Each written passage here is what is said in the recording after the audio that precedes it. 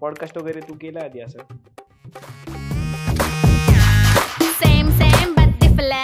कॉलेजमध्ये होतीस तेव्हा, स्कूलमध्ये बॉयफ्रेंड वगैरे होते? काय डोक्यात पडलेलं का माझं? इस्त्री बिस्त्री पडलेली डोक्यात माझ्या. I was this kind of a psychopathic guy also, but Hare Krishna. मी कोण? मला नाही सुसू करायची आहे पुरुषांसोबत एका बाथरूम मध्ये. How can you sleep with someone? कसं कूल आहे हे गोष्ट? कुत्री पण करतात रस्त्यावर. धोक्यात गेला अख्खं जग. तुम्हाला काय म्हणायचं ते म्हणा मला, ठीक आहे? नाहीये माझ्याकडे पैसा, भिकारी आहे मी. डॅनी पंडितला विचारलेलं की हॅलो डॅनी, टिंडरला आधार कार्ड लिंक करावं लागतं. सेक्स एज्युकेशन वगैरे पण चांगलं झालं, शिकवलं असेल तुमचं, जो की आम्हाला जे सेक्स एज्युकेशन कळालं तर ते पूर्ण पॉर्न बघूनच कळालं जे काही ते. अँड देन वी सॉ पॉर्न. वर्गात नाही. स्टुपिड. हॅलो, काय करतेस? हो, अरे आज खूप मिस करत होती. निस्ता पडून राहा त्या फोनवर, तिचा मुर्दा बशिवलाय त्याच्यात, घुस ना त्याच्यातच राहा. बोलायची गरजच नाही कॉल करून कोणाला. ती आली पोरगी एवढी लांबून हडपसर वरून, जा की तिचा इंटरव्ह्यू घे. इथं करत बसलाय टाइमपास बावळट. चल बोलताय फोनवर. कुठली भवानी आहे ती?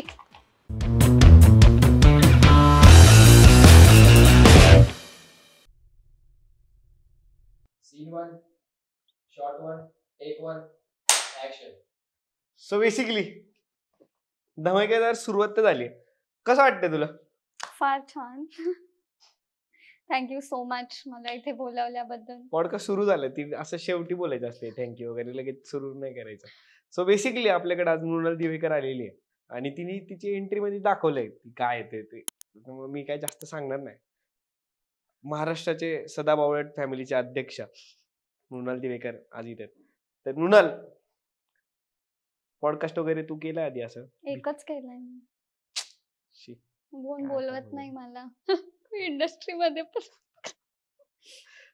तर सुरू करू प्रश्न. भीती नाही ना वाटत आहे तुला? काय आता कसली भीती, शेवटी ते मरायचंच आहे आपल्याला. सगळ्या प्रश्नांना हेच उत्तर देते ती, असं मला थोडासा अंदाज अलीकडे अंदाज आलाय. पहिला प्रश्न मी सगळ्यांना विचारतो जे आपल्या इंडस्ट्री मधून येतात, क्रिएटर्स आणि इन्फ्लुएन्सर. किती पैसे कमवता तुम्ही? तू किती पैसे कमवतेस? किती आहे तुझं मंथली रेव्हेन्यू? मी कसं बोलू? कसंही आहे बोल. बऱ्यापैकी, म्हणजे monthly revenue. How am I supposed to tell? कसंही तुला जसं कम्फर्टेबल वाटेल. पैसे सांगितले तर पैसे, युट्यूब इन्स्टा वगैरे मधून किती पैसे येतात तुला? ब्रँड डील्स मधून येतात. कळलं? साधे कोण काय वेडे आहेत का तुम्ही? मृणाल बसली इथे. तर बेसिकली सो आपण सुरुवातीपासून सुरू करू की तू स्कूलमध्ये जेव्हा होतीस तेव्हा कशी लाईफ होती तुझी? स्कूलची लाईफ कशी होती? आता माझ्या स्कूल लाईफ बद्दल मी जास्त बोलत नाही, कारण की कोणीच रिलेट करू शकत नाही. I was actually in a Karan Johar type school. मी एका इंटरनॅशनल स्कूल मध्ये होते. 200 एकरचा वगैरे आमचा कॅम्पस होता. जय हो मूवी ती आमच्या स्कूलमध्ये शूट झाली आहे. जेनली जिथून पडते ना, ती आमची स्कूल आहे. हा, सो मी आज जे काय पण आहे ते माझ्या स्कूलमुळे आहे. बिकॉज ऍक्सेंट पासून ते डायलॉग्स कसे लिहितात, पोएट्री कसे लिहितात, यापर्यंत सगळं शिकवलंय आम्हाला. स्पोर्ट्स म्हणा, dance, cultural events, fashion show पण व्हायचे आमच्या स्कूलमध्ये. सो एव्हरीथिंग, लाईक ज्या गोष्टींसाठी लोक आता कोर्स लावतात ना, मला आता रिअलाइज होतं की ते आम्हाला 8वी 9वी 10वीत शिकवलंय आमच्या स्कूलने. आमच्या स्कूलमध्ये असताना फॅशन टीव्ही पाहिलं जायचं. फॅशन म्हणजे मुलं म्हणजे घरी. पण हे फॅशन शो वगैरे स्कूलमध्ये असं कधी झालं नाही. एवढी भारी होती तुमची स्कूल? होती, खरंच होती. And I am so lucky, I am very privileged की मी त्या स्कूलमध्ये मला जायचा चान्स मिळाला.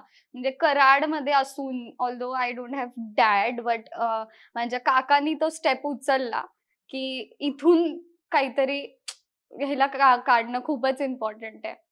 सो या, माय स्कूल वॉज अमेझिंग. बापरे.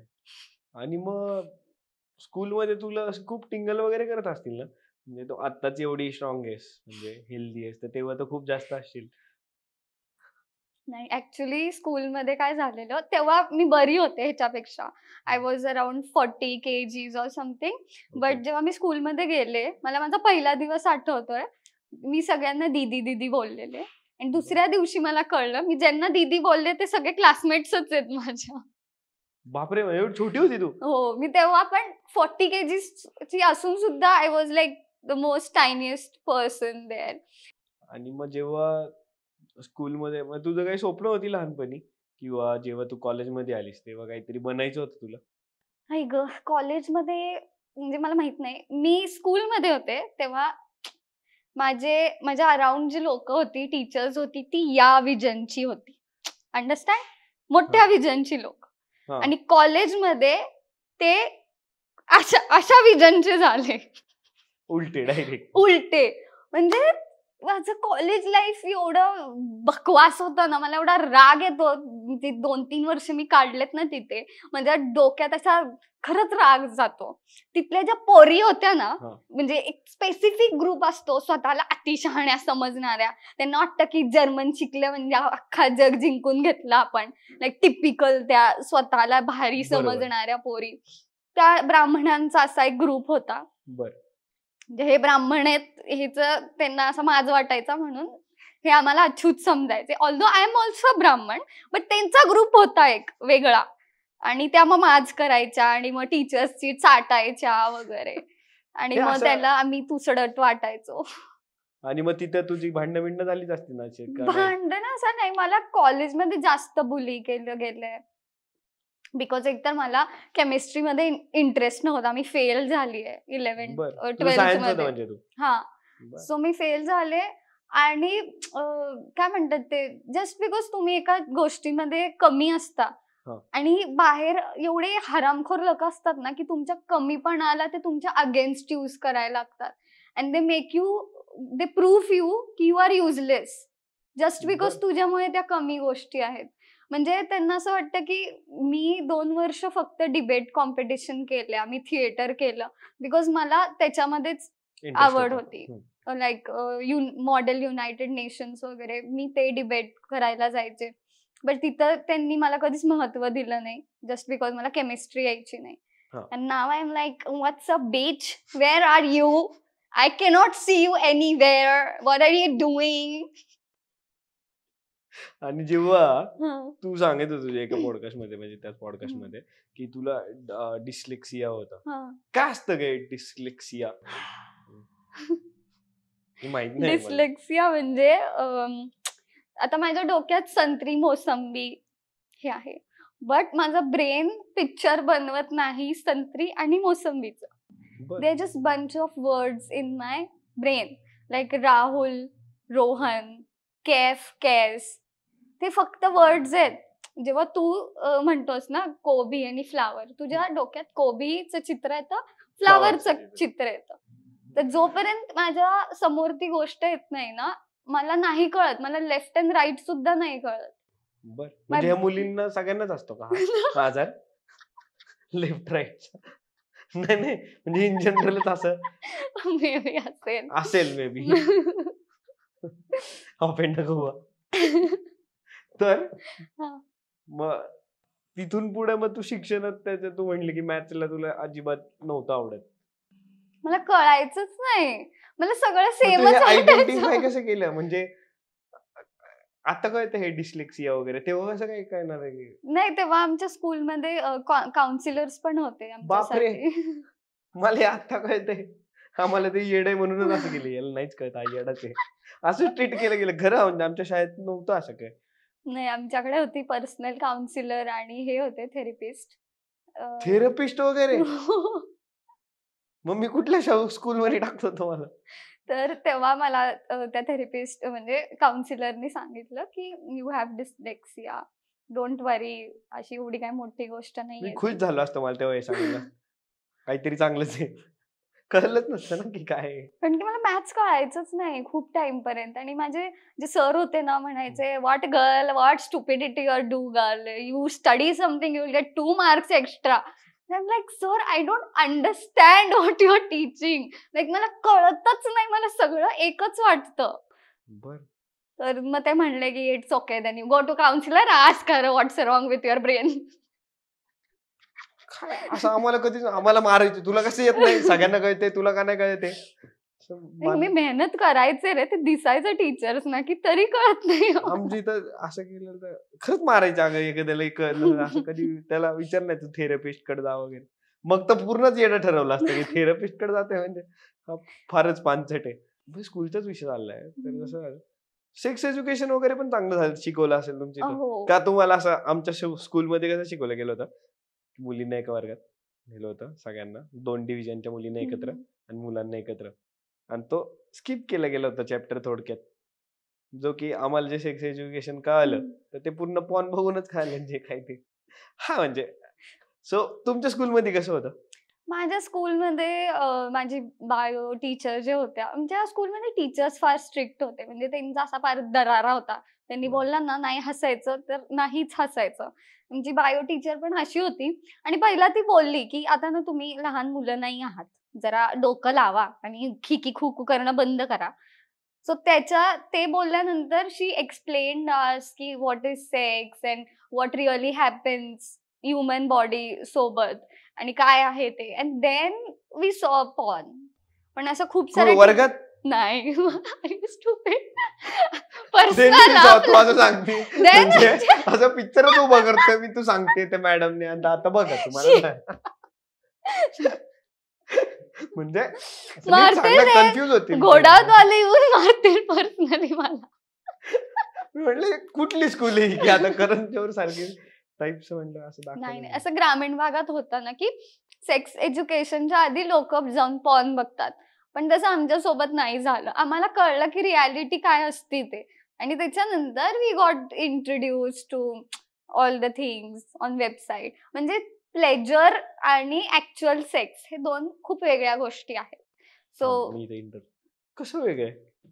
Pleasure in the sense porn आपण बघतो for that kind of pleasure ना, की फॅन्टसी आहे ती किती झालं तरी, जे आपण पॉर्न बघतो ते. सेक्स आणि प्लेजर हे वेगळे गोष्टी आहेत. नॉट अंडरस्टँड यार, स्लिपिंग ऑफ टंग म्हणजे भावना समजा ना, मी एवढं रक्त आटवून बोलतीये. ते आता मला त्याचा डिस्लेक्सिया वगैरे झाला म्हणून विचारतोय. नाही बरोबर आहे. आय मीन टू से की जे फॅन्टसाइज गोष्टी असतात ना त्या पॉर्न मधून कळतात, but actual sex is very different. किती महत्वाचं असतं टीचर आपल्या आयुष्यात? एका साईडला तू एक्सपिरियन्स केलेला अनुभव आणि दुसऱ्या साईडला जर कुठले तरी चांगले टीचर असतात तर किती महत्वाचं आहे टीचर असणं, एक चांगला टीचर असणं? खूप इम्पॉर्टंट आहे. चांगले टीचर लाईफ मध्ये असणं. हे पण मला संजय घोडावतला गेले. मला इंग्लिश बोलता येत नव्हतं, मला कर्सिव्ह लिहिता येत नव्हतं. आय वॉज लाईक ढ गोळा, लाईक लिटरली एक मातीचा गोळा गेलेले ते स्कूलमध्ये. पण माझे जे इंग्लिश टीचर होते अविनाश सर म्हणून, त्यांनी मला एवढं समजून घेतलं, त्यांनी मला कर्सिव्ह शिकवलं. आणि ज्या मुलीला एक सेंटेन्स इंग्लिशमध्ये बोलायला येत नव्हता, ती within a year me drama करायला चालू केले इंग्लिशमधून. इंग्लिश ड्रामाज करायला चालू केले आणि मला 10-20 मार्क पडायचे पहिला, बिकॉज सीबीएसई मध्ये तुला 4 टेक्स्ट बुक्स असतात. बरोबर. एक डायलॉग रायटिंग वाली, फ्रिक्शन वाली, पोएम वाली आणि एक ग्रामर, असे 4 बुक्सचा तुला अभ्यास करून आणि एक नॉवेल असते, तो पेपर द्यायचा असतो. सो ह्या गोष्टी प्रोसेस कसं करायचं किंवा या गोष्टी इम्प्लिमेंट कशा करायच्या हे अविनाश सरनी शिकवलं मला. प्लस म्हणजे दुसरे खूप छान टीचर होते, म्हणजे सागर बंगे, ज्यांनी मराठी शिकवलं. सो एकदा पीटीएम होती आणि माझे काका आले आणि त्यांनी म्हणलं की सर हे काय, हे शुद्ध लेखन, मृणालचा किती घाण आहे. तर सर वॉज लाईक की अहो दिवेकर, ती लेखन करते, खूप मोठी गोष्ट आहे आमच्यासाठी. शुद्ध विद्या आपण नंतर करू, ते लेखन महत्वाचं, शुद्ध नंतर.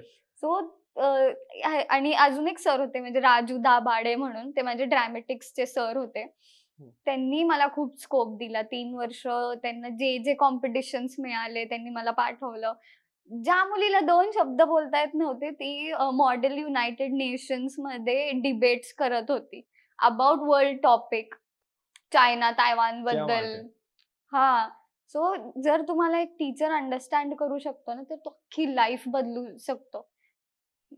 म्हणजे त्या 3 वर्षात मी एवढं शिकले की आज आय एम हिअर. बावळट आणि सदा बावळट हे जे तू सुरू केलं, ट्रेंडच सुरू केला बेसिकली तू. तर कसं सुचलं हे? मला लहानपणापासून मी तो शब्द ऐकलाय फ्रॉम टीचर्स, फ्रॉम रिलेटिव्ह, की ती बावळट आहेस तू, ती निव्वळ बावळट आहेस तू, असं म्हणजे नेगेटिव्ह वे मध्ये. खूप तो असा शब्द मला क्लोज आहे. सो आय मेड की सदा बावळट. आणि मग तू कॉलेजमध्ये होतीस तेव्हा, हम्म. स्कूलमध्ये बॉयफ्रेंड वगैरे होते? काय हो प्रश्न? होते, ऑब्विसली रिलेशनशिप मध्ये होते.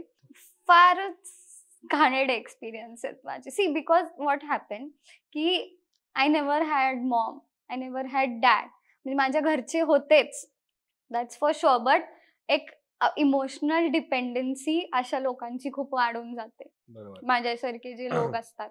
आता मी ते विक्टिम कार्ड प्ले करत नाहीये, बट ही रियालिटी आहे. बरोबर, समजू आणि शकतो. एज पण काय होतं तेव्हा माझं 16, 17, आय वॉज 17. तर some of my boyfriends are really good, but it didn't work out because त्याचे वेगळे पाथ, मला काहीतरी वेगळं करायचं होतं.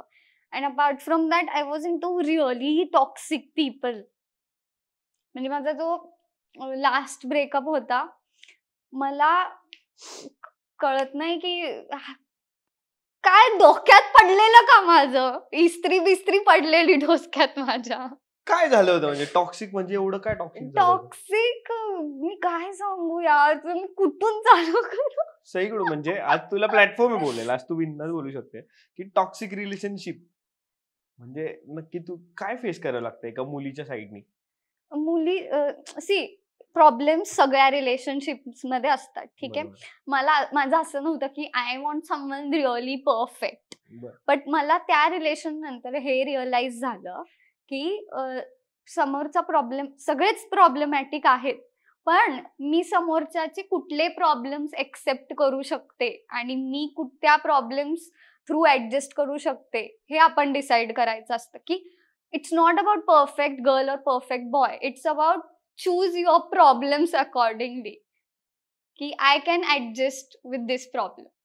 हे थोडस टेक्निकल झालं, मग अशी तू खूप चांगल्या भाषेत सांगितलं होतं, आपल्या भाषेत ते जरा तसं की थोडक्यात आपण असा लाईफ पार्टनर चूज करावा की आपल्याला माहिती पाहिजे आपण आपली किती मारून घेऊ शकतो.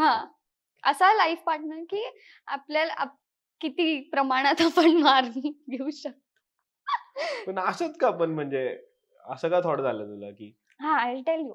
सो लास्ट रिलेशनशिप, आता मुलींचं असतं ना की मला कुकिंग करणारा हवा आणि मला झाडू पोछा मारणारा हवा, तसाच होता माझा तो बॉयफ्रेंड. लाईक लास्ट रिलेशन, नाही शेफ बीफ. तर तो त्या सगळ्या गोष्टी करायचा, बट त्याची इच्छा, but he was really jealous. Because insecurity. खूपदा काय होतं, लोक इनसिक्युअर असतात not because you are a cheat, because they know that you deserve better. ती इनसिक्युरिटी असते लोकांमध्ये, की त्यांना माहित असतं की शी डिझर्व्स बेटर. तुला असं काय एक्सपिरियन्स आठवतोय तुझ्यासोबत झालेला एकदम टॉक्सिक, जो तू शेअर करू शकतेस? टॉक्सिक म्हणण्यापेक्षा I was into a narcissistic relationship. काय असतंय? मी ऐकलेलं आहे, पण ऑडियन्स साठी तू पुन्हा एकदा. नार्सिसिस्ट लोक असे असतात ना की ज्यांना जे आपलंच खरं ते दाखवतात की मी किती चांगला आहे, म्हणजे जगाला असं दाखवतात की I take very nice care of you, I love you so much. मग ते तुमच्या फ्रेंड्सना असं दाखवतात की I am a perfect guy for you, but internally खूप साऱ्या गोष्टी असतात. Like I use to take care of some finances, ठीक आहे. बट हे आता जेव्हा तू बोलतोस तेव्हा लोक काय बोलतात, ही पैशांबद्दल बोलते, म्हणजे आपलं बरोबर. तोंड दिसतं आणि बरोबर. तुम्ही झाडू पोछा करता म्हणून ते प्रेम, आणि मी केलेलं माझ Flex. माझ हा. बरोबर. अँड देन ते असे लोक असतात ना की ज्यांना काही करून, आता कुठलीही चांगली गोष्ट चालू आहे, they try to make it about themself. म्हणजे आता माझ्या लाईफमध्ये काही चुकीचं झालं आणि मी रडतीये, तर हे काहीतरी तिसरंच बोलून हे स्वतः रडायला चालू करणार. अटेन्शन पाहिजे असतं त्यांना. त्यांना खूप लवकर कळतं की समोरचा व्यक्ती डिझर्व्स Better. बेटर. त्यांना पाहिजे असतं की ते काय म्हणतात ते, पैर की जुत्ती के नीचे असं. अंडरच हवा आमच्या. हा. आणि त्यांचं जे प्रेम असतं ते फक्त दाखवण्यासाठी असतं आणि ते फक्त तुमच्यासोबत असतात कारण की दे कॅन डॉमिनेट यू. म्हणजे ते का भांडतात, narcissist people are really horrible.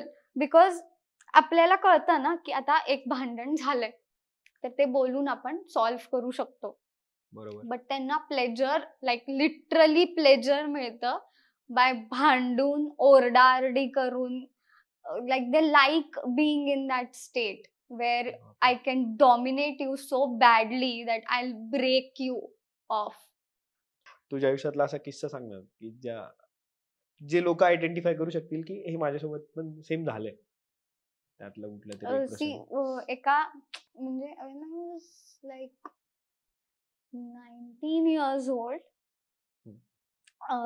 मी एक त्याच्या पुढची पण, I was with kind of a psychopathic guy also. But Hare Krishna ते फक्त एक वीक साठी असेल. आमच्यात म्हणजे it was just start of a relationship, आणि तो असा मुलगा होता ना की तू अख्ख्या गावाला विचार, एक सुद्धा माणूस तुला मिळणार नाही की जो त्याच्याबद्दल निगेटिव्ह बोलेल. म्हणजे ते मुलं असतात ना एकदम शाय, कॉलेजमध्ये टॉप करणारी मुलं अँड सर्व गुणसंपन्न आपण ज्यांना म्हणतो. सो एकच वीक झालेला आणि मी 2-3दाच भेटलेलो त्या व्यक्तीला आणि मी ओळखत होते, लाईक आम्ही फ्रेंड्स होतो.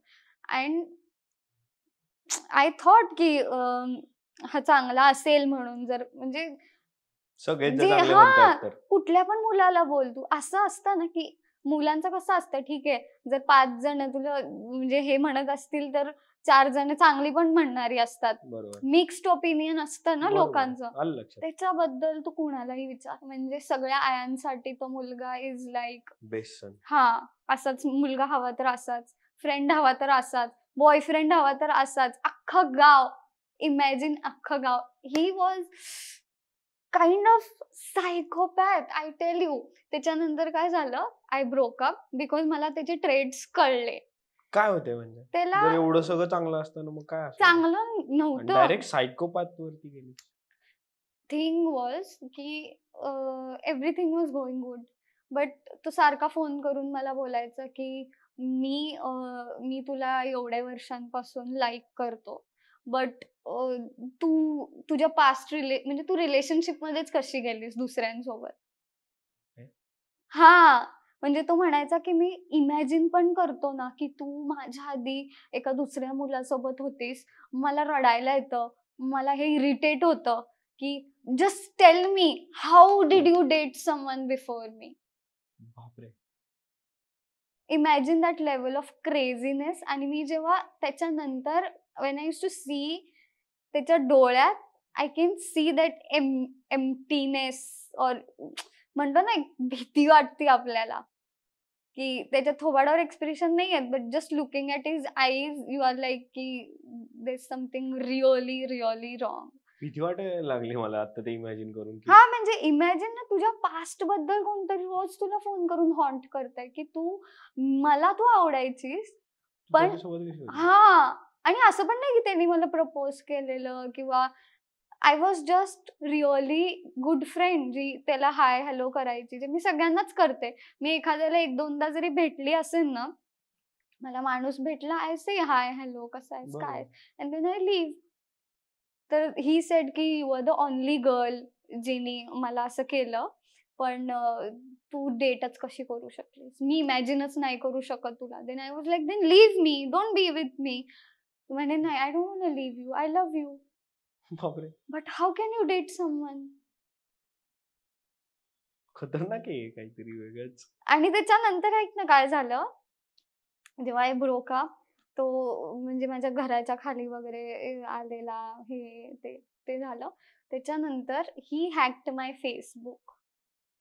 He wrote a full paragraph माझ्या बर्थडेच्या दिवशी, आणि त्याच्यानंतर त्यांनी एक मोठाच्या मोठा पॅरेग्राफ लिहिलेला की मृणाल वॉज अँड मी ड्रग्स घेतलेला, आणि त्याच्यानंतर असं काहीतरी त्यांनी प्रचंड डिस्टर्बिंग लिहिलेलं. आणि त्याच्यानंतर मला लोकांचे कॉलवर कॉल यायला लागले की हे काय आहे, आणि मला काहीच माहित नाही. मी फेसबुक ऑपरेट करून 2 वर्ष झालेली, 2-3 वर्ष. बापरे, त्याच्यानंतर जेवढे पण माझे फ्रेंड्स होते लाईक, आणि आम्हाला पण हे कसं कळलं माहितीये, माझ्या फोनवर दिवसाचे 100 ते 200 कॉल्स आणि मेसेजेस यायचे. त्याचे नाही, OTP वाले, I am so sorry, OTP वाले कॉल्स यायचे. परत आम्हाला फक्त चेक करायचं होतं की हा मुलगा तोच आहे का. सो मी नेहाचा फोन घेतला आणि नेहाच्या फोनवरून त्या नंबरवर फोन लावला. तर तिला दिवसाचे 100 आणि 200 मेसेजेस यायला चालू झाले. त्याच्यानंतर मी सोहमचा फोन घेतला. मी सोहमच्या फोनवरून त्याला फोन लावायला ट्राय केला. सोहम सोबत पण ते झालं. देन माझे जेवढे पण क्लोज फ्रेंड्स होते ना, त्या सगळ्यांना दिवसाचे 200 कॉल्स आणि मेसेजेस यायचे, OTPचे नॉन स्टॉप. व्हॉट्सअपवर, मेसेजेसवर आणि कॉलवर. त्याचं असं होतं की मी तुला पण नाही जगू देणार, मी तुझ्या मित्रांना पण जगू नाही देणार. बापरे. आणि हे कुणाला बाहेर सांगायला गेलं तर विश्वास पण नाही पटणार की हा मुलगा. हो, एक्झॅक्टली तसंच झालं माझ्यासोबत. बापरे. सो अशी पण मुलं आणि असतात म्हणजे. हा, हे सायकोपॅथिक बिहेवियरच आहे ना. एक नॉर्मल माणूस काय करेल, हा मी तुला त्रास देणार, मग मलाच काय ते करेल. एवढं डोकं कोण चालवतं की तुझ्या मित्रांची पण मी वाट लावीन, तुझ्या घरच्यांना पण यायची माझ्या. बापरे. घरच्यांना, सगळ्यांना. त्यांनी कुणालाच सोडलं नाही. माझ्या जेवढे पण फ्रेंड्स होते ना, कुणालाच सोडलं नाही. मी खूप त्रास दिलाय सगळ्यांना. But again I am so lucky की ते सगळे माझ्यासोबत होते स्ट्रॉंगली. त्यांनी असं नाही बोललं की तुझ्यामुळे आम्हाला हा त्रास देतोय, तुझ्यामुळे आमची लाईफ बर्बाद झाली. मला एका शब्दाने कधी नेहा आणि सोहम नाही बोलले. ते always supported me. So basically अशी रिलेशनशिप्स पण असतात नार्सिसिस्ट वगैरे. सो हे ट्रेट्स लोकांनी, तुम्ही जर ऐकत असाल, पाहत असाल, तर ह्या गोष्टी जर तुमच्या आयुष्यात असं कोणी होत असतील किंवा यातून जात असाल, तर त्या आधीच ओळखा की काहीतरी चुकतंय. त्यातून कसं बाहेर पडता येईल ना, तेव्हा मित्रांची मदत घ्या. स्पिरिच्युअल आहेस तू? हो, ऑब्व्हियसली. म्हणजे किती फायदा झाला तुला या गोष्टीत? तर तुम्ही सगळ्यांना हा टॉपिक विचारतात. सो खूप साऱ्या, म्हणजे मला माहित नाही, माझ्या तरी लाईफमध्ये खूप अशाच मॅजिकल गोष्टी पहिल्यापासूनच होतात. मी स्पिरिच्युअल असो नाही असो, बट मला असं वाटतं की देअर इज समथिंग. म्हणजे कसं मॅजिकल, म्हणजे कुठल्या टाइप मध्ये, किंवा काय म्हणू शकतो आपण त्याला? तूच सांग. एक इव्हेंट होता आणि मला तिथे बोलवलेलं, आणि बरं. माझा आणि ज्वेलरीचा काही संबंध नाही. तरी त्या जीवावाल्यांनी, गिवा काय जे काय असेल ते नाही, promotion ब्रँड करू वाले शकत. परत मिळणार नाही रे, ब्रँड खोला. जीवावाल्यांनी बोलवलेलं, आणि एका फार फॅन्सी त्या ह्याच्यात एक पार्टी होती जिथे ते हॅरी पॉटर लॉन्च करत होते. आता माझा आणि हॅरी पॉटरचा पण, म्हणजे तसा I love Harry Potter, but म्हणजे पेजवर असं काहीच नाहीये ज्याच्यात ज्वेलरी, फॅशन आणि हे दिसेल. बरं. तरी मला तिथं बोलवलं, आणि तिथे ना एक सॅन्टा क्लॉसचा सेक्शन होता, जिथे तुम्हाला तुमची विश लिहायची होती आणि टाकायची होती, and that wish will come true, असं काहीतरी. आणि मी माझ्या सौरभ सोबत होते. काय फालतूगिरी, Santa I am fucked, please handle my fuckups, असं लिहिलं. And I forgot about that पर्ची, जे लेटर होतं ते. आणि त्याच्यानंतर I met that person for the first time, कारण की माझ्याकडे राहायला तेव्हा जागा नव्हती, घरच नव्हतं मला, आणि तेव्हा माझ्याकडे पैसे पण नव्हते. तेव्हा एवढी नव्हती कमवत. हा, तेव्हा पैसे पण नव्हते की मी एक हॉटेल रूम घ्यावी आणि राहावी. आणि मुंबईमध्ये ना अशी स्वस्तवाली हॉटेल व्हेरी पथेटिक. लाईक तू एज अ मुलगी तिथे जाऊच शकत नाहीस एकटा वगैरे राहायला. सो आम्ही कसा तरी घाबरत घाबरत मेसेज केला की मी येऊ का? आणि माझ्यासाठी ती व्यक्ती फार मोठी होती, because I know that person, not personally, but जो व्यक्ती आहे ओके. तो मला माहित होता की ती व्यक्ती एवढी मोठी आहे आणि आपण त्यांच्या घरी चाललोय बाबा, असं माझ्यासाठी खूप it was like celebrity fan movement. मी गेले आणि मी त्याला एवढं अनकम्फर्टेबल फील करवलं की मी एक शब्द सुद्धा बोलले नाही तोंडातून. आणि he was continuously asking me question. I didn't answer. आणि शेवटचं तो म्हटला तू जाऊन झोप. मी पण झोपतो बाहेर आणि good night. Then I went, I slept. मी परत उठले, मी काहीच बोलले नाही. आणि त्याच दिवशी मी नेहा, सोहम आणि कोकण हार्टेड गर्लला भेटले आणि आम्ही गेलो कोकणात. बर. आणि तेव्हा कोकण हार्टेड गर्लनी मला एक मुलगा सजेस्ट केलेला जो तिचा फ्रेंड होता. तेव्हा माझं असं चाललेलं की आता बास, आता मला ब्राह्मणच मुलगा हवा. मी काहीतरी अरेंज मॅरेजच वगैरे करीन, असं माझं एकंदरीत डोक्यात चाललेलं. बर. ठीक आहे. पण तिथं पण काही झालं नाही, म्हणजे तिथे रेंज पण नव्हती. आणि सोहम फॉर नो रिझन मला त्या व्यक्तीच्या नावाने खूप चिडवायचा. म्हटलं तू सोहम मूर्ख आहेस का रे? मी, नेहा आणि अंकिता तिघं पण we were like R you stupid, की मी तिथं त्याच्यासोबत एक शब्द पण बोललेली नाहीये. आणि माझ्या डोक्यात असं होतं की तो परत कधीच बोलत, एवढा मोठा माणूस आहे, आपल्याला का परत बोलवेल घरी किंवा भेटायला? पण आपण राहिलो, विषय संपला. एवढंच काय ते माझ्या डोक्यात होतं. सोहमला खात्री होती. बर. I don't know how. सोहमला खात्री होती. आणि ज्या दिवशी मी परत पुण्यात आले, मला त्याच दिवशी त्या व्यक्तीचा मेसेज आला की even I am going through a lot of things, की आपण ट्रिपला जायचं का? तर आम्ही परत गेलो कोकणात. बर. म्हणजे हे कुठं डॉक्युमेंटेड नाही ना व्हिडिओज मध्ये, नाहीतर लोक शोधून काढतील तुला. नाही नाही. आम्ही परत गेलो कोकणात. From there our relationship started. आणि 3-4 महिन्यानंतर ती सेम नोट त्याच्याच रूम मध्ये सापडली. आणि ही इज लाईक की तुला काय वाटतंय मला एवढे काम असतात, मी ही नोट तुझी सांभाळून ठेवीन का? मला नाही माहिती हे काय आहे. And even I have no memory of that note. But ती 3-4 महिन्यानंतर त्याच्या बेडरूम मध्ये मिळाली, ज्याच्यात मी लिहिलेलं Santa help me, please handle my fuck-ups. बापरे, काट आलं मला अंगावर, असं घुसबम्स झाले. काय वाटतं म्हणजे. आणि ती नोट आम्ही अजून सांभाळून ठेवली आहे. वा. की किती त्याच्या 4 महिन्यात कितीदा ती रूम स्वच्छ झाली असेल आणि किती गोष्टी झाल्या असतील, पण ती नोट मिळाली आणि अगदी चुरगळलेली होती अशी. त्यांनी जपून ठेवली वगैरे असेल? नाही, तो म्हणला मला माहीतच नाही. म्हणला मला माझा चष्मा लक्षात राहत नाही ग, मी तोंड धुवून कुठं ठेवतो, तुझी ही नोट बीट ठेवीन का? बॉयफ्रेंडला चष्मा आहे. ठीक आहे. सो कट कर. माझा ब्रेकअप. काय एवढ्या मुलांमध्ये चष्मा वाला एकच होत नाही का? मोठ्या माणसांना काय चष्मा नसतो काय? काही पण. सो एवढे तू रिलेशनशिप मध्ये एवढे म्हणजे नव्हते, टॉक्सिक, नार्सिस्ट वगैरे. एक मिनिट मला क्लिअर करायचंय. जरी माझे रिलेशनशिप होते, I was intelligent enough to identify the guy and the problem and then breakup. असं नाही की 4-4 वर्ष एकाच सोबत आहे, 2-2 वर्ष एकाच सोबत. ते समजलं, पण मी हे सांगतोय की सायकोपॅथ, टॉक्सिक, नार्सिस्ट सगळे टाईपचे रिलेशनशिप तू एक्सपिरियन्स केले आणि आता कुठेतरी आता एकदम भारीतला रिलेशनशिप मध्ये आहे. सो कसा फील होता आता? खूप छान. It's like hush, finally did it. So चांगलं रिलेशनशिप असणं म्हणजे नक्की काय असतं हे माझ्यापेक्षा जास्त कुणाला छान माहित, म्हणूनच तुला विचारतोय. असू शकत नाही.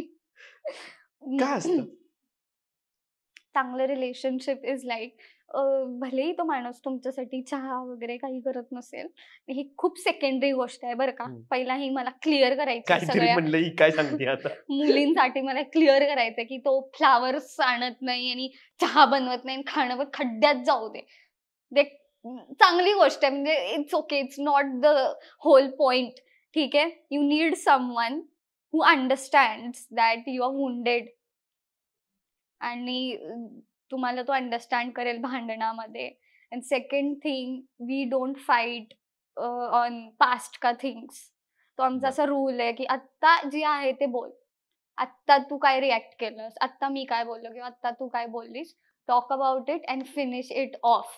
प्रेझेंट मध्ये जगा. प्रेझेंट मध्येच आम्ही, हे फर्स्ट डे पासून आमचा रूल आहे हा. द डे ही प्रपोज्ड मी और जे पण झालं की पास्ट बद्दल बोलायचंच नाही. बिकॉज इट्स युजलेस आणि हे ना सायकल सारखं रिपीट होत जातं, ते बरोबर, कुठे एंड exactly. नाही होत ती गोष्ट. तर ती एक आहे. प्लस त्याचं असं असतं की हा मी जेवण नाही करू शकत पण मी तुझ्यासाठी भैया ठेवतो, तू पण नको करूस, आपण दोघं बसून मज्जा करू अँड आय डू. अंडरस्टँडिंग आहे. हा, but don't ask me to do, okay but I will find a solution for your problem. Okay, आलं लक्षात. अजून आणि- तुमच्यात टाइम वरून नाही भांडणं होत सगळ्या ज्या रिलेशनशिप मध्ये होतात की तुम्हाला टाइमच देत नाही राव? नाही का? मग तुम्ही एकमेकांना दोघं पण टाइम देत नाही मग ते? नाही, आम्ही खूप टाइम देतो, तो प्रॉब्लेम आहे. खूपच टाइम देतो मी एकमेकांना. अच्छा. आम्ही आमच्या पॅरेंट्सना पण खूप टाइम देतो. म्हणजे आजकाल आमचं रिलेशनशिप असं आहे ना, see I was a very messed up person आणि he has seen me from worst because I have went through so much की माझ्यासारख्या व्यक्तीसोबत रिलेशनशिप मध्ये राहणं ही खूप टास्कची गोष्ट होती. यू कॅन आस्क सोहम कधीतरी. त्यांनी माझी वर्स्ट मधली वर्स्ट साईड बघितली. नेहा आणि सोहमनी त्यांनी मला रडताना पडताना म्हणजे ब्रेकडाऊन्स बघितलेत and everything what I went through they have witnessed it. आणि अशा व्यक्तीसोबत सिरियसली रिलेशनशिप मध्ये जाणं म्हणजे परत ट्रस्ट करणं की okay I can be in a very serious relationship where I see a good future. आणि हो, एक ट्रस्ट बिल्ड करणं आय गेस खूप मेहनतीचं काम होतं ते. And you need someone who can वा. Understand that you are broken. आता सॅल्यूट वर का जो कोणी आहे तो, मला माहिती आहे पण भारी असते. तर ते रिलेशनशिप बद्दल नवीन गोष्टी आल्यात आता, वेस्टर्नाइज होत चाललो आपण सगळे. सिच्युएशनशिप वगैरे आली आहे आता. काय काय असतं पहिलं तर सिच्युएशनशिप? हे काय नाही, हे देऊ सिच्युएशन शकते शिव्या तू, असं काही विषय नाही. डोक्याचा बोल बोल, काय विषय? मेंटली इनस्टेबल करण्याचे वर्ड्स आहेत हे. आय डोंट नो, समहाऊ मला नाही वाटत की लोकांना पाहिजे तुम्ही मेंटली इमोशनली मेंटली स्टेबल राहा. हे सिच्युएशनशिप इज लाईक राहा एकमेकांसोबत बट असं नाही की सिरियस पण नाहीये काही बट सिरियस पण असू शकतं. Let see where it goes. You just have sex and then you leave. This is situationship. As per the situation it changes. Friends with benefits पण सेमच झालं ना? नाही, you are just friends and you can be with like तुम्ही friends आहात but तुमची girlfriend पण असू शकते बट तिला पण बॉयफ्रेंड असू शकतो but you both are in friends with benefits because Okay. May be they are not getting some benefits from their partner. आणि सिच्युएशनशिप मध्ये जसं हा. माहोल असेल तसं तुम्ही ऍडजस्ट करा. म्हणजे सिरियस नाही, मग टाइमपास पण हा. नाही, असं दोन्ही पण काही असू शकतात. हा, असे लोक. कुठून येतं का हे सगळं? I don't no. मी तर डॅनी पंडितला विचारलेलं की हॅलो डॅनी, टिंडरला आधार कार्ड लिंक करावं लागतं का? तुला जायचं होतं का टिंडर वरती? नाही, माझं सहज, मी ते कधी टिंडर डाउनलोडच केलं नाही मी. पण माझा एक प्रश्न होता तो की 18 वर्षाच्या नंतर हे करायचं असतं ना अकाउंट. सो माझं असं होतं की डेटिंग हा सिरियस विषय. तेव्हा पण माझं डोकं बघा, डेटिंग हा सिरियस विषय आहे. लहान मुलांचा जर दुरुपयोग केला गेला तर त्यामुळे आधार कार्ड लिंक करणं इम्पॉर्टंट आहे का? वा because like I you stupid. Phone ठेव पहिला. वा, काय प्रश्न विचारलेत, वा खतरनाक. सो त्याच्यामुळे कुठेतरी असं आपण असं लोक हे सिच्युएशनशिप मध्ये येतात की किंवा फ्रेंड्स विथ बेनिफिट्स म्हण किंवा जे काही असेल टाइमपास रिलेशन असेल किंवा त्याच्याने कुठेतरी असं आपण एखाद्याला चुकून अटॅच झालो तर खूप अवघड जातं नाही का? काय वाटतं तुला?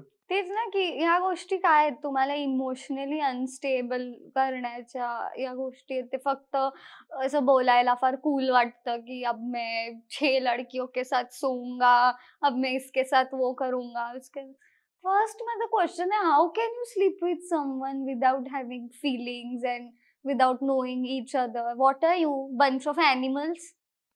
पण ते कूल वाटतं ना लोकांना. आता फ्लेक्स कूल झालंय की कसं असू शकतं मला हेच कळत नाही. की कूल मी- कसं आहे एखाद्याला न जाणता एखाद्याला काय म्हणतात ते न समजता स्लीपिंग विथ दॅट फक्त स्लीपिंग कसं कूल आहे हे गोष्ट. कुत्री पण करतात रस्त्यावरती.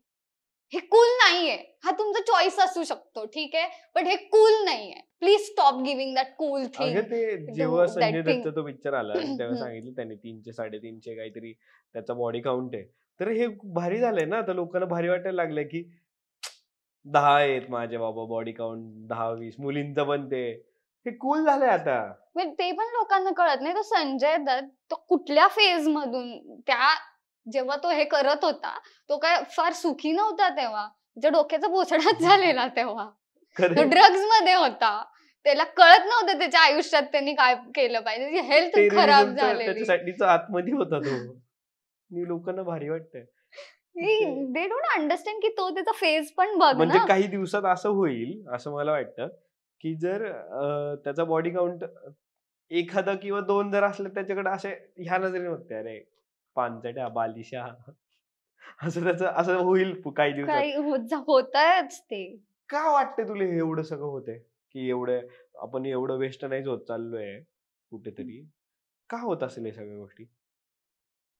आय फील की हा ताजू बॉडी काउंटचा विषय म्हणलास की 300-400 हे त्याच माणसांकडून ऐकायला भारी वाटतं जे करून पुढे जाऊन सक्सेसफुल होतात. हे एका डिप्रेस्ड माणसाने सांगितलं तर तू कानाखालीच वाजवशील त्याला. संजय दत्त करून भारी वाटतंय कारण की तो सगळं केला तो परत सक्सेसफुल झाला आणि हे आता त्याच्या मूवी मध्ये येत आहे. बरोबर. पण हे प्रमोटच केलं जाते अशा लेवलला की ते सगळ्यांना जातात तसं प्रमोट तर सगळ्या गोष्टी केल्या जातात. मला कळत नाही तुमची बुद्धी कुठे आहे एका पॉइंटला की तुम्ही काय आयडेंटिफाय करू शकत नाही. असं तर मग मी अंडी सोडून दगड खाईन उद्या बट मला कळतंय ना दगड आहे ही अंडी आहे ही उकळून खाऊ शकतो. हे मारायलाही उपयोग आहे ह्याचा. की म्हणून तुला काय वाटतं मग की असं परफेक्ट मुलगा किंवा परफेक्ट मुलगी कोणी असं काही असतं? परफेक्ट पार्टनर असं काही नसतं. स्वतःकडे बघा. आपल्या स्वतःच्या शरीरात जर 1000 खड्डे असतील तर आपण कसं एक्सपेक्ट करू शकतो की समोरचा सर्व गुण संपन्न वगैरे आहे. बरोबर. परफेक्ट वगैरे काहीही नसतं. तुम्हाला फक्त डिसाइड करायचंय की तुम्ही या रिलेशनशिप मध्ये केवढी मारून घेऊ शकता किंवा केवढी आपली म्हणजे हा प्रॉब्लेम आहे अँड आय कॅन अफोर्ड हा प्रॉब्लेम. मी सहनशक्ती आहे माझ्याकडे. या गोष्टी मी सहनशक्तीमध्ये बसतात. So I do it. पण हे सहनच करावं का लागतं म्हणजे रिलेशनशिप? ऑब्व्हियसली आपल्याबद्दल पण दुसरे सहन करतातच की थोड्या गोष्टी तू नाही बदलू शकत. तुझ्यातल्या पण म्हण किंवा समोरच्याच्या म्हण ते सहनच करतो. मग ते आपल्या आईबाबांपासून ते फ्रेंड्स पर्यंत सगळ्यांच्या थोड्याफार अशा गोष्टी असतात. जे ऍडजस्टमेंट म्हणतोय थोडक्यात. Adjustment. You just go through it. पण असं पण म्हणतात ना की कुठल्या रिलेशनशिप मध्ये ऍडजस्टमेंट वगैरे करायला लागत असेल तर ती रिलेशनशिप चांगली नसते वगैरे. नाही ऍडजस्टमेंट सगळ्याच रिलेशनशिप मध्ये असते. हे कधी वाटतं जेव्हा तुम्ही प्रिफरेबल म्हणजे तुम्ही मारून घ्यायला रेडी असता बट ते तुमच्या नॉर्म्स मध्ये बसत नाही. तत्वांमध्ये हा. बसत नाही. म्हणजे तत्वनिष्ठपणे जर तुम्ही एखादी गोष्ट मारून घ्यायला रेडी असाल तर दॅट्स आयडियल रिलेशनशिप. वा कसलं वाक्य बोललीस. म्हणजे इट्स फाईन जर माझ्या पार्टनरला चहा बनवता येत नाहीये इट्स ओके फॉर मी. तुझ्यासाठी चहा बनवणं एक असं हे आयडिया एक्झाम्पल रे मुलींचं असं असतं ना की तू जेवण बनवलं यायला पाहिजे चहा बनव नाहीये इट्स फाईन बट तो माझ्याशी भांडत नाही. मी रोज सुखाने बेड झोपते अशी मस्त without any tension without any stress which is better than चहा बनवणारा एक आहे आणि जो दिवस रात्र भुनभुन करतोय तुमच्या कानामध्ये तुम्हाला रोज उठून जर एक्सप्लेनेशन द्यायचंय आणि तोच कप तुम्हाला वाटतं की याच्या डोक्यात फोडू मी काही उपयोगाचा नाहीये. आणि ते चाललंय तर फेमिनिझम बद्दल काय वाटतं की फेमिनिझम मध्ये असं वाटतं की प्रत्येकाला की म्हणजे आजकालच्या हम्म. जनरेशन मध्ये असं झालं की लग्न करताना की ती पण वर्किंग आहे हम्म. आणि मी पण वर्किंग आहे समजा, तर मग स्वयंपाक कुणी करावा, तर तिचं असं म्हणणं आहे की मी का करावं स्वयंपाक, मी पण काम करते. याच्याबद्दल तुला काय वाटतं, तिने करायला पाहिजे की नाही करायला पाहिजे? दोघांनी मिळून करायला पाहिजे आय गेस. कसं दोघांनी मिळून करणार? हेल्प म्हणजे काहीतरी हेल्प करू शकतो ना. पण काहींचं असं असतं ना की नाहीच, म्हणजे नाहीच तुम्ही मग हे बघ, कुठेतरी इक्वेलिटीचा कुठेतरी प्रश्न येतो ना, म्हणजे फेमिनिझम मध्ये की हम्म. नाही सगळं इक्वलच. तुला याबद्दल काय वाटतं? असं इक्वेलिटीच्या नावाखाली हे करणारच नाही, ते करणारच नाही, बरोबर आहे का चूक आहे? आता इथे प्रॉब्लेम काय होतो माहितीये की तुम्ही एक बुकिश गोष्ट लाईक जे पुस्तकांमध्ये लिहिलंय ते डायरेक्ट इम्प्लाय करायचा प्रयत्न करता माणसांसोबत. पहिली गोष्ट तर people get married, people get into relationship आणि ते फक्त एक्सपेक्ट करत जातात. त्यांना ही छोटी गोष्ट कळत नाही की समोरचा माणूस पण वुंडेड आहे, मी पण वुंडेड आहे. बरोबर. आणि आपण काय करतो की नुसतं त्याला ऐकवत जातो की बघ माझ्या आयुष्यात किती प्रॉब्लेम्स आहेत, मला किती वुंड्स आहेत, पण त्याच्या पण आयुष्यात आहेत. ज्या वेळेस तुम्ही हे एक्सेप्ट करता and first you are like की okay take a break, first will heal our wounds, first will heal each other and then will think rest of the गोष्टी, देन यू जस्ट थिंक गोष्टी magically आपोआप change होतात. खूप सुंदर word आहे हा feminism. आणि माझ्यासाठी सावित्रीबाई फुले, रमाबाई रानडे, त्याच्यानंतर आनंदीबाई गोपाळ, आता या बायका लोकांना पिक्चर आल्यावर कळल्या, सिरियल आल्यावर कळल्या. बरोबर. मला लहानपणापासून माहितीये कारण की माझे पणजोजोबा वगैरे सांगायचे या गोष्टी अबाउट सावित्रीबाई फुले, किंवा माझी पणजी आजी ओपनली सांगायची अबाउट गार्गी. गार्गी तर सगळ्यात मोठी हे होती ना, डिबेट करायची ती, आणि तिने तेव्हा स्वतःला प्रूफ केलेलं की ती बरोबर. सगळ्यात मोठी डिबेटर आहे ते. तर या गोष्टी माझ्यासाठी फेमिनिस्ट आहेत रॅदर दॅन की मला ब्रा नाही घालून फिरायचं. एक एक मी पोस्ट बघितली, हा. We want gender neutral bathrooms. We कोण? मला नाही सुसू करायची आहे पुरुषांसोबत एका बाथरूम मध्ये. Stop it, stop saying we, say I want gender neutral bathroom. आम्हाला नका तिथे ऍड करू. काही सुरू आहे काय असं हा. फेमिनिझमच्या अंडर किंवा आणि इक्वेलिटीच्या अंडर? ह्याच्यामुळे ना ज्या ऍक्च्युअल फेमिनिस्ट आहेत, ज्या ऍक्च्युअल अशा बायका आहेत ना, त्या सफर करतायत. बरोबर. आणि ज्या ऍक्च्युअल फेमिनिझमशी त्यांचा काही संबंध नाहीत ना, त्या कुठेतरी फेस झाल्यात ऑफ अशा बायका ज्या ऍक्च्युअली फेमिनिस्ट आहेत. बरोबर.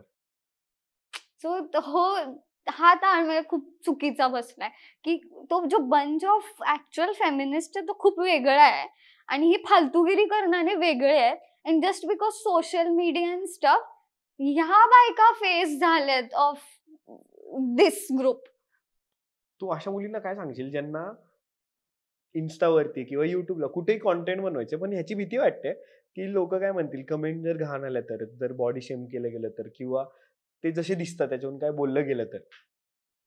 सो हे बघा, हेट कमेंट्स तर येणारच आहेत, बिकॉज जर लोक आजकाल कुत्र्या मांजरांना जाळतात आणि ते लाईव्ह बघतात, त्यांना या गोष्टींमध्ये मजा येते. तर तुमच्या कमेंट्स तर फार म्हणजे फुल स्टॉप पण नाही येतो या जगात.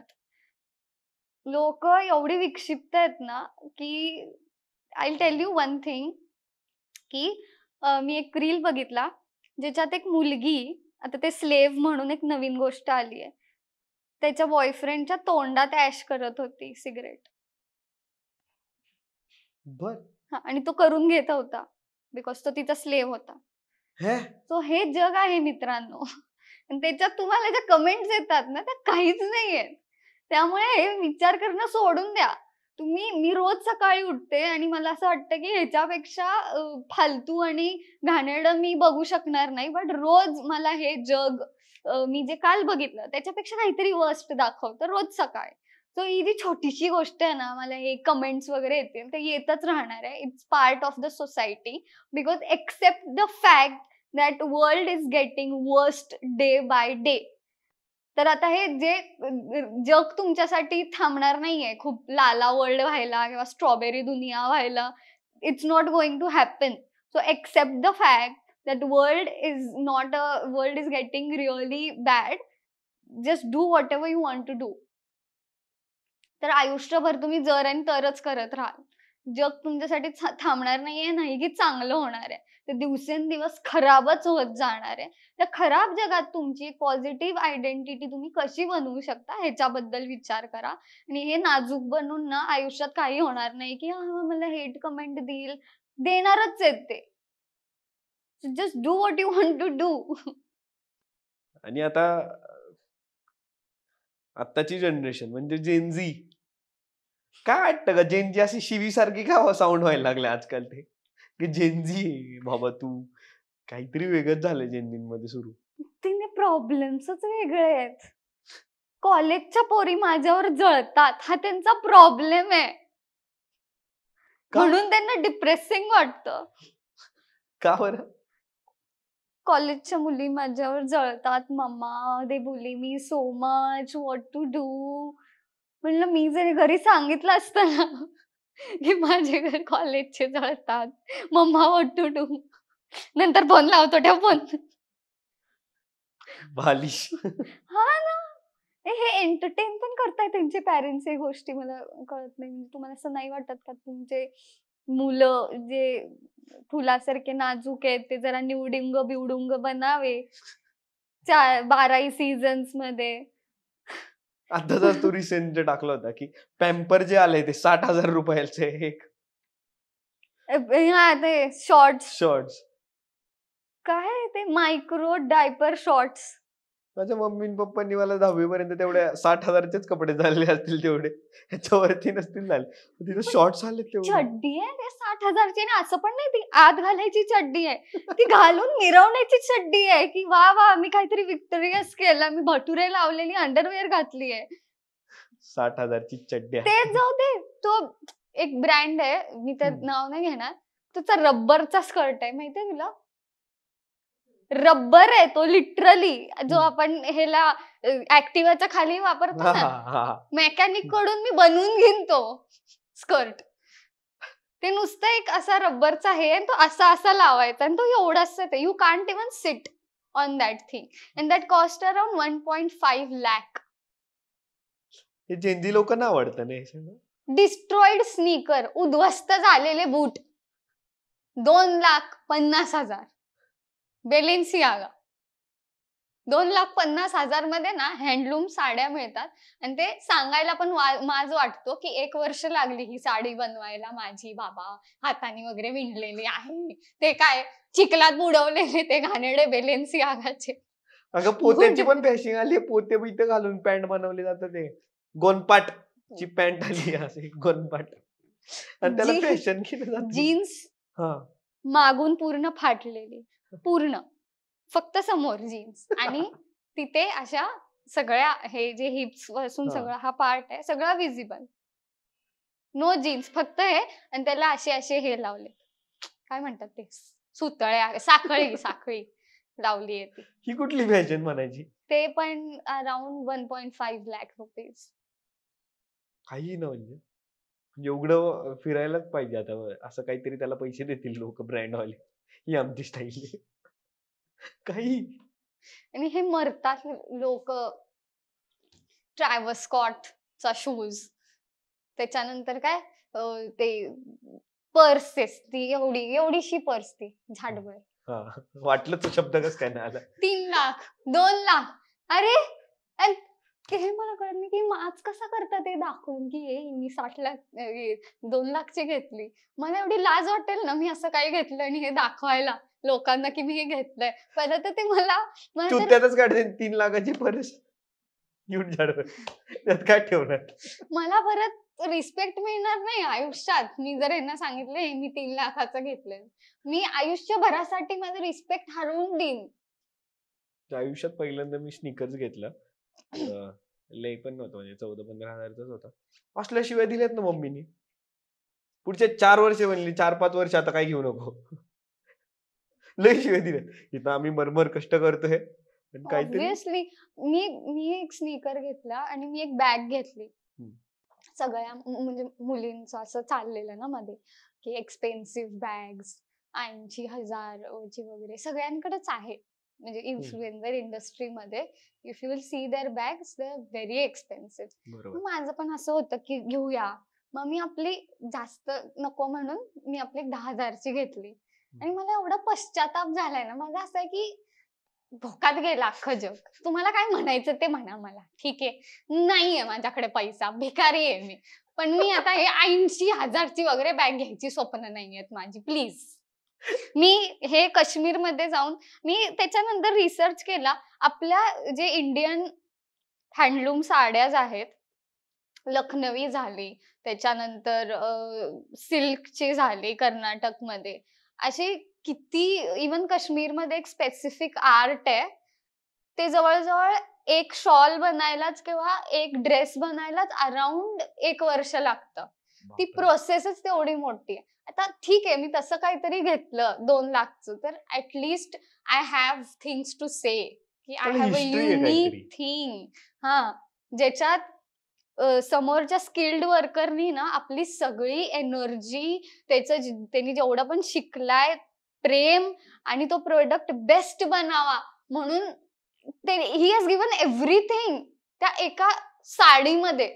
आणि हे गुच्चीवाले चायनाच्या लहान मुलांना आणि बायकांना मारून मुटकून त्यांच्या पर्स करायला लावतात. हाय पाहिजे तुम्हाला लोकांची, तळतळाट घेताय तुम्ही 80,000चे, त्यापेक्षा मी 2 लाखचा ते घेईन.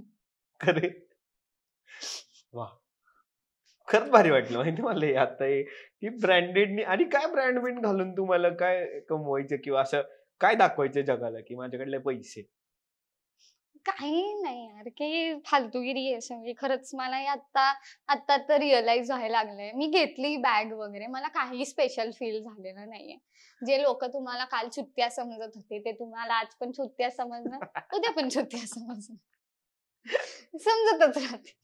आणि 4 ते 5 लोक आहेत. ह्याच्याकडे हे फक्त एवढंच चेंज होईल की आधी हा फक्त चुत्या होता, आता आता बॅग घेऊन चुत्या आहे. आता बॅग वाला चुत्या आहे.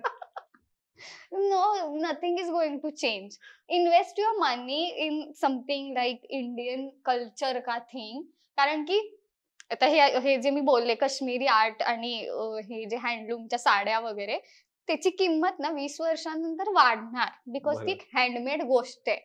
आता हे गुच्चीवाले या गोष्टी नाही पडत, त्याची किंमत आहे. रिसेशन आल्यावर आपण लेदर तर नाही खाणार आहोत ना चुलीत टाकून. तर do something, invest your money in some good things, जसं पुढे जाऊन काहीतरी उपयोग होईल. तू मगाचपासून मी एक नोटीस करतोय की तू मगाशी पण बोलताना बोलली की काका सोडायला आले वगैरे. मला माहितीये की नाहीये, पण पप्पांचा रोल नव्हता. ऍक्च्युली डॅड काही कारणांमुळे आमच्यासोबत नसतात. असं नाही की त्यांना राहायचं नव्हतं, काही कारणांमुळे दे were not with me. But हा, म्हणजे ते यायचे, भेटायचे वगैरे.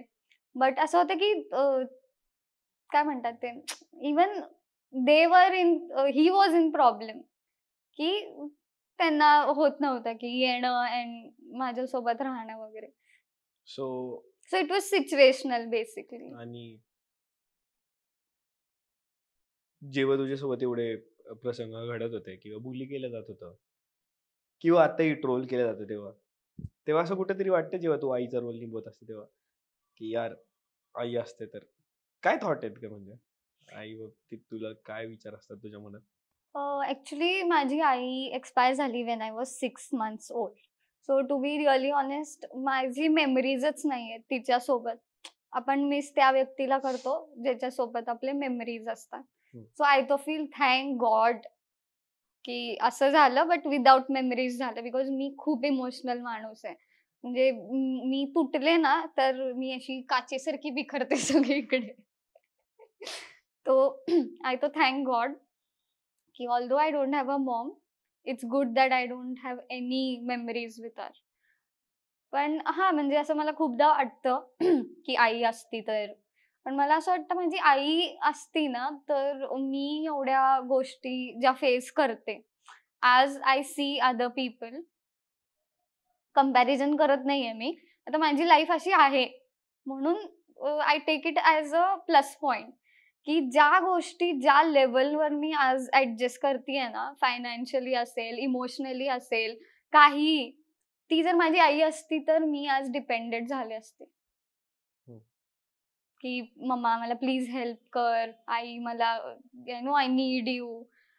Today I can survive without anyone because I don't have mom, I don't have dad. I don't have anything to lose. बरोबर. It's just me with me. Deep होत आहे. आजकाल ना मुलं थोडं काही झालं का डिरेक्टली सुसाईडचे अटेम्प्ट करतात. रिलेशनशिप मध्ये ब्रेकअप असू दे किंवा तू स्कूलमध्ये बुली करणं असू दे किंवा 12th मध्ये फेल होणं किंवा आताच एक रिसेंटली तो कोटाचा इन्सिडेंट सगळ्यांनी तो हे झाला की तिला ते नीट जमत नव्हतं का IIT ला अभ्यास जमत नव्हता, सो तिने लेटर लिहिलं की अब इससे ज्यादा मुझसे नहीं होगा, sorry Maugham and dad, I quit. आणि तिने ते लेटर घेऊन सुसाईड केलं. तर एवढे मेजर स्टेप्स जातात ते. आणि मग म्हणजे मी जेव्हा हे सुरू केलं तेव्हा असं वाटायचं की ह्याच्यासाठी आपण काहीतरी बोलू आपण कधीतरी. तर तुला काय वाटतं, तू एवढे सगळ्या प्रॉब्लेम्स मध्ये गेली आहे? मला एवढंच बोलायचं की तुमच्या लाईफमध्ये जर चॅलेंजेस आहेत, इट मीन्स की you are made for something great पुढे जाऊन. जर आता तुम्हाला, मी पण फेल झाली आहे केमिस्ट्रीमध्ये, मला खूप त्रास झाला त्या गोष्टीला, असं नाही की सगळं हॅपी हॅपी होतं, मी पण खूप रडले पडले. बट माझ्या डोक्यात तो राग होता की जे लोक मला बोलतायत ना की I can't do anything, I will do something, मला माहित नव्हतं मी काय करणार आहे, बट माझं असं होतं की मला ह्यांना रॉंग प्रूफ करायचं. हे कोण आहेत, who the fuck are you to tell me काय करू, तुमचे प्लॅन्स फिक्स्ड आहेत ना, मग तुम्ही करा, मला अक्कल पाजाळायला नाही सांगितलंय. तेच म्हणजे सगळ्यांना फेल्युअर तर आलेलंच आहे आणि जेवढी मोठी माणसं झाली ते सगळ्यांना आलेलंच आहे. पण त्यांनी कुठेतरी हा डिसिजन घेणं म्हणजे खूपच एक्स्ट्रीम लेवलला होऊन जातं. आता coming back to the next question, काय असतं आजी आजोबांचं नातं? काय एक्सपिरियन्स केलंय, थोडं सांग ना आम्हाला. तर मी ही गोष्ट आधी कधीच बोललेली नाहीये कुठल्याच प्लॅटफॉर्मवरती, बट बोलवलंच थोड्यांनी म्हणा. नाही ग. But today I tell you की माझे जे पणजो आजोबा होते ते स्वातंत्र्य सैनिक होते. त्यांनी यशवंतराव चव्हाणांसोबत खूप क्लोजली काम केलंय. ते त्यांच्या दिल्लीच्या बंगल्यावर वगैरे पण जायचे, एवढे क्लोज रिलेशनशिप होते आमचे. आणि तो खूप मोठा माणूस होता माझे पणजो आजोबा. पण जेव्हा मी नुकताच स्कूलला जायला चालू झालेले ना, तर मला अजून पण लक्षात आहे की तो माणूस म्हणजे स्कूलचे शूज साफ करायचा त्यांच्या लुंगीने. म्हणजे आता ह्याच्यापेक्षा मी काय एक्सप्लेन करू आजी आजोबांचं नातं, की तू एवढा मोठा माणूस ज्यांनी इंडियाला फ्रीडम देण्यामध्ये त्याचा एक भाग होता, तो माणूस तिच्या नातीचे शूज साफ करतो ती स्कूलला जायच्या आधी. थोडं गोड मुवमेंट पण आहे. हा, आणि मला तेव्हा असं वाटायचं नाही, बट आता मला फार ते आठवून आठवून खूप रडायला येतं कधी कधी, but can not do anything. आजकाल कुठेतरी आजी आजोबा असं जास्त कोणी त्यांच्याबद्दल बोलत नाही. हा, काय वाटतं तुला त्या नात्याबद्दल? माझे आजी आजोबा तर मला खूप स्पेशल आहेत, कारण की ते असे नॉर्मल कॉमन आजी आजोबांसारखे नव्हते. त्यांनी मला फार फ्रीडम दिलाय. म्हणजे ते मी जेव्हा मोहक पण केलेलं ना, माझे आजोबा माझ्यावर बिलकुल चिडले नाहीत. उलट ते म्हणले की हा ठीक आहे, ड्रामा बंद करा, एक दिवस उगतील केस परत. कारण की त्यांना ती एअरटेल वाली मुलगी आवडायची. तिचा पण हेअरस्टाईल अशी होती ना, तर त्यांना फार छान वाटायची ती hairstyle. They are very free. Even माझी आजी पण खूप फ्री आहे. की रिसेंटली मी व्हिडिओ पण टाकलाय की ती म्हणते की आजकाल काय तुला लग्न का करायचंय, तुमच्याकडे एवढे बॉयफ्रेंड्स आहेत, you can be with them. म्हणजे भले ती मज्जामध्ये बोललेली, बट आजी आजोबा माझे असे आहेत ना, होते म्हणजे आजी आहे बट आजोबा त्यांनी खूप काय म्हणतात ते कोप अप करून घेतलं विथ द जनरेशन बरोबर. And they adjusted with me. केवढे गोड आहेत. म्हणजे मला पण अशा आजी आजोबांचे ते प्रसंग आठवले ना, की त्यांच्यासारखं लाड कोणीच नाही करू कोणीच शकत. नाही करू त्यांच्यासाठी शकत. जेवढे स्पेशल आहे ना आपण, ते तेवढं स्पेशल कुणासाठीच नाहीये जगात. म्हणजे आई वडिलांपेक्षा पण त्यांचं जे प्रेम होतं ना, ते काहीतरी वेगळंच होतं. म्हणजे की आणि इवन माझ्या नानीच्या साईडचे पणजी आजोबा, म्हणजे मी तर सगळ्या पणजी आजी आणि पणजी आजोबांना भेटले आणि मला ते लक्षात पण आहेत सगळे. तर आमचे अण्णा मला घ्यायला यायचे कधीतरी, जेव्हा ते बाजाराला यायचे ते मला घेऊन जायचे, की तायडे म्हणायचे ते मला. तर मला घेऊन जायचे घरी and it feels really nice when I think about that love जे मला मिळालं त्यांच्याकडून. आणि ते म्हणजे एक्सपायर पण कसे झाले, की त्यांनी श्रीराम जयराम खूप ते पेंटिंग करतात, देवाची पेंटिंग करायचे, ते खूप आर्टिस्ट होते. तर त्यांचा लास्ट श्वास पण त्यांनी श्रीराम जयराम जय जय राम म्हणूनच त्यांनी दिला. किती भारी नाही असं विचार करून बोलत नाही आपण असं हम्म. सहजासहजी या गोष्टींवरती.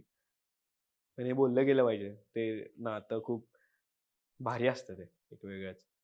सगळ्यांना एक प्रश्न पडलाय, की तू जे इन्स्टावरती एवढी चिडलेली असते, म्हणजे रील्स मध्ये सदा अशी रागीट, तशी रिअल लाईफ मध्ये तू कशी आहे? म्हणजे पॉडकास्ट मधून तर कळलंच आहे बरं, म्हणजे 1 तासाच्या ह्याच्यात. पण तुला काय वाटतं, तू कशी आहेस? मी फार शांत आहे, म्हणजे इज्जत नाहीये मला तशी घरी. कुणालाच नसते. कुणालाच ठीक नसते आहे, ते. त्यांच्या हां. घरी. सो माझ्या आयुष्यात असे लोक आहेत, from friends to my family, जे मला असे सांगतात, की "ओ तुम्ही असा आलाय मृणाल दिवेकर वगैरे तिकडे Instagramवर. इथे नाही. चालणार नाही. कीप युअर ॲटिट्यूड त्या दरवाजाच्या बाहेर before coming inside house." So मला असं चिडायचा वगैरे चान्सच मिळत नाही. आलिया भोगासी भोगायचे. गप शांत बस इथं आपली साईडला. सो बेसिकली अशी आहे. सो कसं वाटतंय तुला आता, समजा येताना कसं वाटत होतं पॉडकास्टला, आणि आता कसं वाटतंय थोडं सगळे गप्पा मारल्यानंतर? मी तर खूपच ब्लँक होते येताना. मला काहीच आयडिया नव्हती. बट मला फार मज्जा आली. To be really honest, I had great fun. खूप गोष्टींना आपण टच केलं, म्हणजे जे कधी मी कधीच बोलले नव्हते कुठल्या गोष्टी.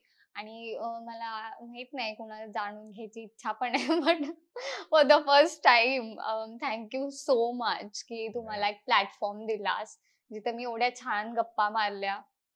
अँड नाही, ऍक्च्युअली तुझं थँक्यू, की खूप कमी आत्ताच भेटलो आणि लगेच म्हटलं की या आपण बोलूयात, कारण की मला ते खूप भारी वाटलं तुझी सगळी जर्नी पाहून वगैरे. तू एकंदरीत जे इन्स्टावर दिसते ते रिअल मध्ये फार वेगळी आहे. हे मला कळालं, म्हटलं चला गप्पा मारू.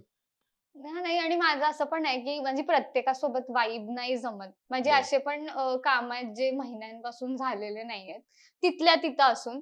बट ज्यांच्यासोबत माझी वाइब एकदम अशी मस्त बसती ना, ते एकतर माझे खूप छान फ्रेंड्स राहतात, नाहीतर मग आमचं काम तरी असं फटफट, फटफट होऊन जातं. हा, अँड ते it becomes a amazing memory, की जी अरे वाह! आपण स्पेंड केलेली अशी. सो काय वाटलं तुला पॉडकास्ट बद्दल, आणि जर माझ्याबद्दल सांगायचं, म्हणजे थोडक्यात मी तुला म्हणतो की तारीफ कर माझी, असं. याच्यासाठी कुठले पैसे नाही मिळणार. ब्रँड म्हणजे 3 आयफोन घेते म्हणल्यावर आता आपल्याकडून काय भेटणार? नाही यार, seriously I have no words, की I am just thankful and I am grateful. जे पण माझ्या लाईफमध्ये असे येतात and who gives me this chance, की तुझ्या प्लॅटफॉर्मवर येऊन you asked me so many question like what I feel about everything, what was my journey. So I am just thankful and I am grateful too. मी पण खूपच मनापासून thankful आणि grateful आहे. तर ज्यांनी कधी तिला आतापर्यंत पाहिलं नव्हतं, सो इन्स्टावरती मृणाल दिवेकर पहा, तुम्हाला कळेल काय आहे. आणि सदा बावड फॅमिलीचे तुम्ही एक चांगले मेंबर व्हाल, असं आम्ही आहोतच सगळे. सो तू तुझ्या भाषेत आमच्याबद्दल थोडंसं सांगावं अशी इच्छा आहे बाबा आमची. प्लीज ऑड इंजिनियरचे पॉडकास्ट बघा, बिकॉज ते खूपच जास्त रॉ असतात. माझ्या पॉडकास्ट वरून मी सांगतोय, काही नको जाऊ दे, घरच्यांनी बघितलं स्क्रिप्टेड नाहीये. परत विचारलं आमच्याबद्दल का नाही बोललीस. नाही नाही, बोलू शकते. एवढं कोण नाही बघणार, तू बोल. नाही बस. नाही, सगळे म्हणजे थोडक्यात नाहीये स्क्रिप्टेड, लोकांना वाटेल स्क्रिप्टेड आहे. एडिटर कट कर प्लीज. हा आता नाही हे- म्हणेल, मी सांगतोय. हा आता इथून पुढे म्हणा. तर काय वा, मला सांगावं लागतं माझी तारीफ करायला. बघ अच्छा तुला हा काय सॉरी, वाटतं. पॉडकास्ट बद्दल बोलायचं होतं. हा. तर द ऑड इंजिनियर या चॅनलला सबस्क्राईब करा, बिकॉज द ऑड इंजिनियर या चॅनलला सबस्क्राईब करा. That odd engineer आहे ते. दॅट का दॅट दोच वाचले. दॅट ऑड इंजिनियरला प्लीज सबस्क्राईब करा, because he has crazy content. आणि प्रत्येक वेळेस पॉडकास्ट मध्ये एवढ्या नवीन लोकांना आणून त्यांच्याबद्दल रिसर्च करून त्यांच्याबद्दल एवढे प्रश्न ऐकणं आणि त्यांची जर्नी ऐकणं, इट्स नॉट छोटी गोष्ट. आणि हे सगळं खूप अनस्क्रिप्टेड आहे आणि मला तर फार फार फार मज्जा आली. So thank you so much. And I'm really grateful कि you called me here and we are doing a podcast.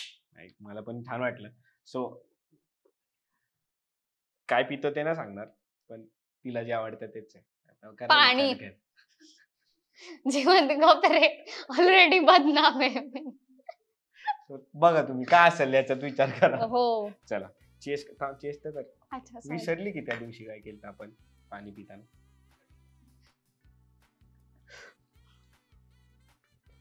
Odd engineer माझ्या घरी एक रेड मारवणारच आहे for no reason at all. नाही आता घरचे खुश होतील पॉडकास्ट. हो खूप. सगळे